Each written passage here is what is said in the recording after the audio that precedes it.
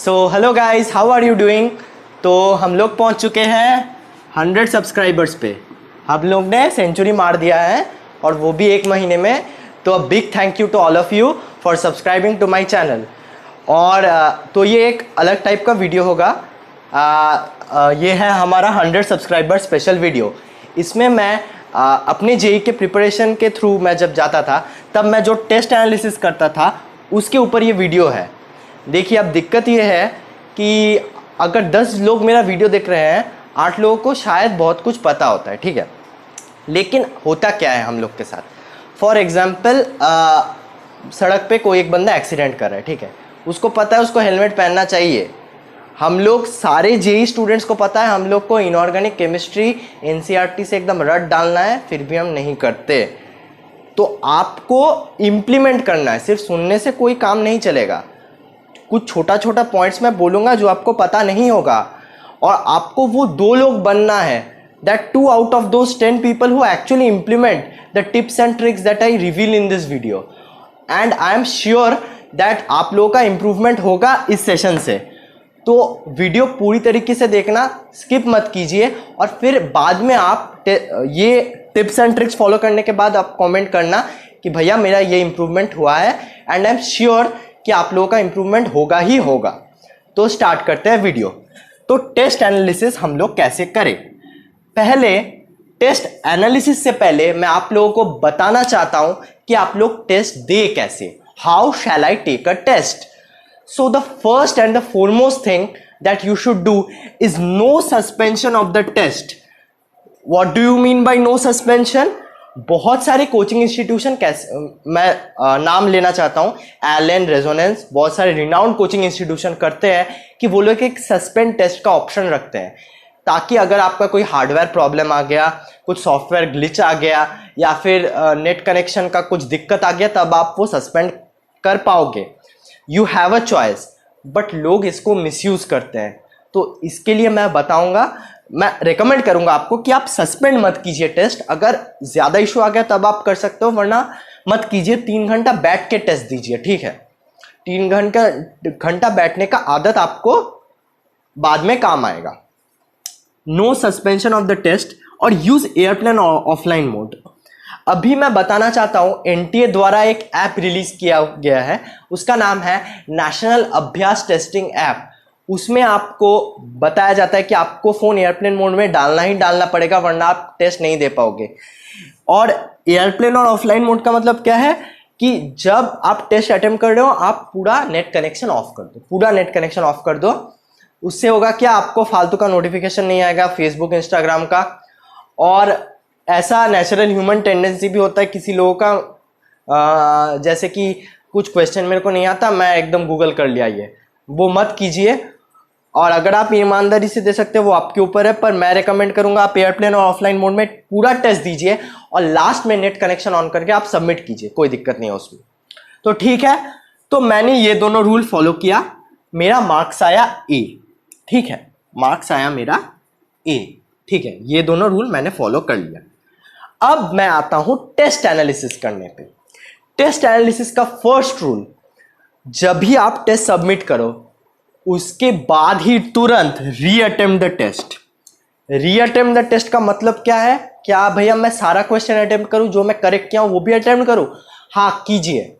मैं आपको बताता हूं, इसमें हार्डली आपको 2 घंटा के आसपास लग सकता है, depending on how many questions you have not attempted और डन रॉन्ग। मैं एक एवरेज ले रहा हूं कि 2 आवर्स। और इसमें मैं आपको बताना चाहता हूं, अगर आप क्लास 11th में हो, आप कोई टाइम बाउंडेशन मत रखिए, पूरा टेस्ट रीअटेम्प्ट कीजिए, ठीक है। और आप एक क्वेश्चन को 10-15 मिनट दे सकते हैं अगर आप क्लास 11th में हो तो।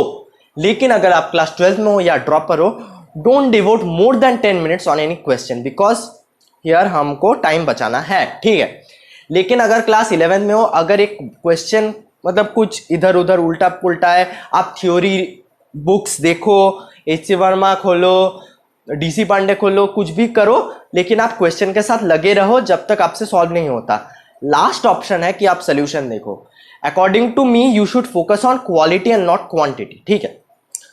तो आप रीअटेम्प्ट करोगे टेस्ट तो आपका मार्क्स कुछ बी आएगा, ठीक। एंड आई एम 110% श्योर कि B will be greater than A। ये मेरा बात लिख लो एकदम कि B will be greater than A। अब हमको क्या करना है, अब हमको क्या करना है, हम लोग ने दोनों स्कोर्स का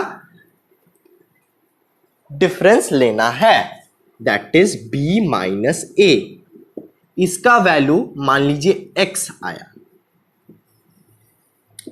तो ये जो X है, this X was your marks and आपकी गलती के वजह से वो आपको नहीं मिला उस टेस्ट में। आप ये मार्क्स डिजर्व करते थे एक्स्ट्रा, और नेक्स्ट टेस्ट में आपको इसको मिनिमाइज करना है। You have to minimize X। 30-40 test आप अटेम्प्ट करोगे 2 साल में, उसके बाद देखोगे X हार्डली 5 या 10 नंबर का आ चुका होगा। पहले बहुत, अकॉर्डिंग टू मी तो 20-30 का तो रहना ही चाहिए पहले X, अगर आप एक अबव एवरेज स्टूडेंट हो या फिर एक ठीक ठाक स्टूडेंट हो, ठीक है। तो पहले आपको X मिनिमाइज करना है। अब next thing what you have to do is after you have reattempted the test, you have to जज ईच क्वेश्चन। जज ईच क्वेश्चन का मतलब क्या है? जज ईच क्वेश्चन का यह मतलब है कि अगर आपने अनअटेम्प्ट किया या फिर रॉन्ग किया, तो वो आपने क्यों किया, क्यों किया आपने? इसका 3 रीजंस हो सकता है, और तीनों रीजंस में ही आपका आंसर लाई करेगा। First, reading mistake, reading mistake. Second, concept mistake, and third, silly या कैलकुलेशन मिस्टेक। ये तीनों में आपका आंसर होना चाहिए। अगर आपका रीडिंग मिस्टेक या सिली मिस्टेक हो रहा है तो आप ये इजीली सुधार सकते हो। अगर ये और ये हो रहा है, इजीली सुधार सकते हो। कैसे? देखो, सिली मिस्टेक या कैलकुलेशन मिस्टेक आपको थोड़ा सा ज्यादा और टाइम डिवोट करना पड़ेगा एक एक क्वेश्चन के लिए, क्योंकि आपको एक्यूरेसी पे ज्यादा फोकस करो जेई के लिए। Especially for advanced students, you have to focus more on accuracy. And how to reduce the silly mistake? You have to attempt more number of questions. When you are practicing, you have to attempt more. भले ही आप थोड़ा easy questions करो, पर ज्यादा करोगे तो देखोगे आपका ये मिनिमाइज हो चुका होगा। रीडिंग मिस्टेक में मैं बोलूंगा, हो सके तो take it with a pinch of salt. हो सके तो आप न्यूज़पेपर ज्यादा पढ़ो या फिर स्टोरी बुक्स पढ़ो। तो आपको स्टोरी बुक्स ज़्यादा पढ़ना है, और स्टोरी बुक्स अगर आप नहीं पढ़ सकते हो तो मैं बोलूँगा आपको एनसीईआरटी का each and every line thorough revision करो, या फिर हो सके तो किसी रेफरेंस बुक उठा लो जो आपने पहले नहीं पढ़ा है। फॉर एग्जांपल रजनी खालिडे उठा लो, या फिर डीसी पांडे वगैरह उठा लो जो आपने पहले नहीं पढ़ा है, ठीक है। Because then you have to comprehend each and every line. NCERT का क्या होता है कि अगर आप एनसीईआरटी एक बार पढ़ चुके हो, यू नो कि क्या क्या है इसमें, ठीक है। तो ये आप कर सकते हो। कॉन्सेप्ट मिस्टेक में you have to work hard on that. List down all those concepts which you have done wrong in the test and write each of those concepts.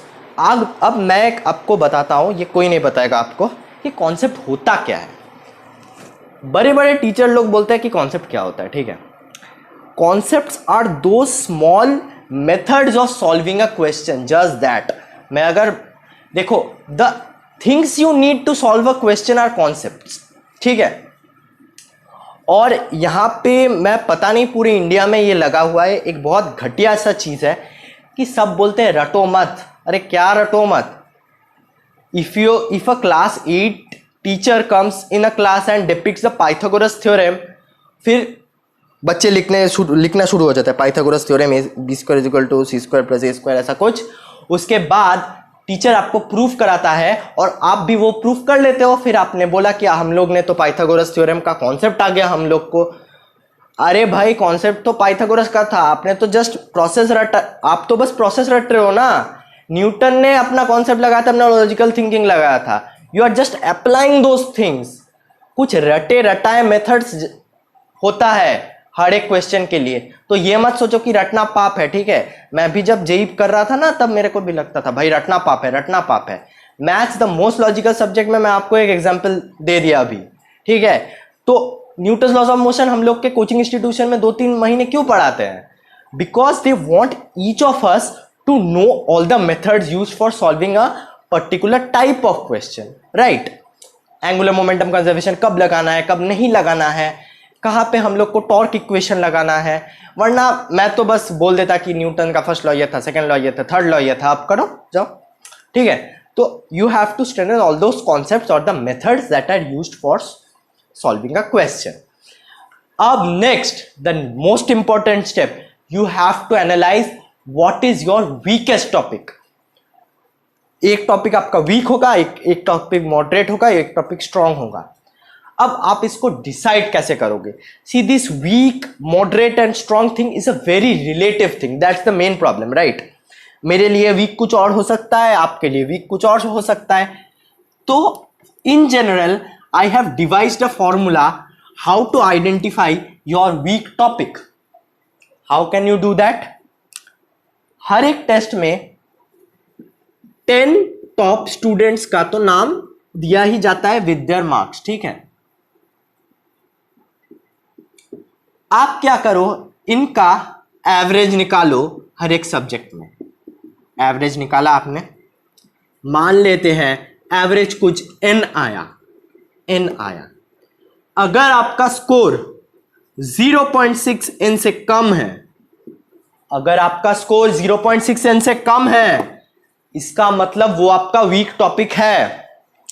0.6 n मतलब 60% of the toppers, average of the 10 toppers, okay.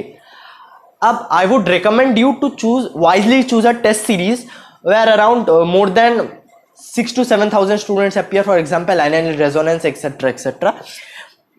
तब क्या होगा, ये data आपको ज्यादा अच्छे accurately मिलेगा। तो हर एक के लिए आपने ऐसे कैलकुलेट किया कितना परसेंट आ रहा है आपका टॉपर्स का मार्क्स, ठीक है। उसके हिसाब से मान लेते हैं कि मेरा केमिस्ट्री सबसे कम आ रहा है, उसके बाद मैथ्स आ रहा है, उसके बाद फिजिक्स आ रहा है। तो मैं टाइम डिस्ट्रीब्यूट कैसे करूंगा? 3:2:1 में। इसका मतलब क्या, अगर मैं 6 घंटे पढ़ रहा हूं, 3 घंटे मैं केमिस्ट्री को दूंगा, 2 घंटे मैं मैथ्स को दूंगा, 1 घंटे मैं फिजिक्स को दूंगा।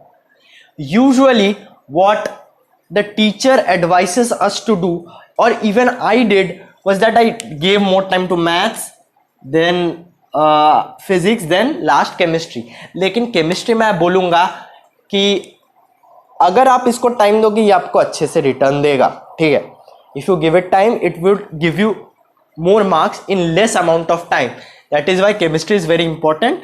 बट अगर आपका वीक टॉपिक मैथ्स है तो आप मैथ्स को 3 घंटे दे सकते हो, अगर आप 6 घंटे पढ़ाई कर रहे हो तो, ठीक है। तो ये तो हुआ कि आपने कैसे टेस्ट एनालिसिस करना है, आपका वीक टॉपिक्स को फिगर आउट करोगे। नेक्स्ट एक और चीज थिंग मैं आपको बोलना चाहता हूं, वहां पे बहुत सारे टेस्ट सीरीज में, usually the top test series जो आप लेते हो उसमें आपको टाइम भी दिखाया जाता है, ठीक है, कि कितने टाइम में आपने एक क्वेश्चन अटेम्प्ट किया। तो मैं बताऊंगा, अगर आप हर क्वेश्चन को 4 मिनट से ज्यादा दे रहे हो तो आपको टाइम घटाना पड़ेगा, ठीक है। 3 से 4 मिनट के अबव आप नहीं दे सकते हो एक क्वेश्चन को, ठीक है। तो ये भी बात अपने दिमाग में घुसा लो, ठीक है। तो इस वीडियो के लिए तो बस इतना ही था। तो अगर आपको वीडियो पसंद आया तो लाइक, शेयर, कमेंट और सब्सक्राइब जरूर कीजिएगा। I have checked statistics, I would like to share with you that 35% of my viewers are and my subscribers. क्या कर रहे हो गाइस, सब्सक्राइब कर दो। चलो गाइस, मिलते हैं नेक्स्ट वीडियो में, बाय बाय।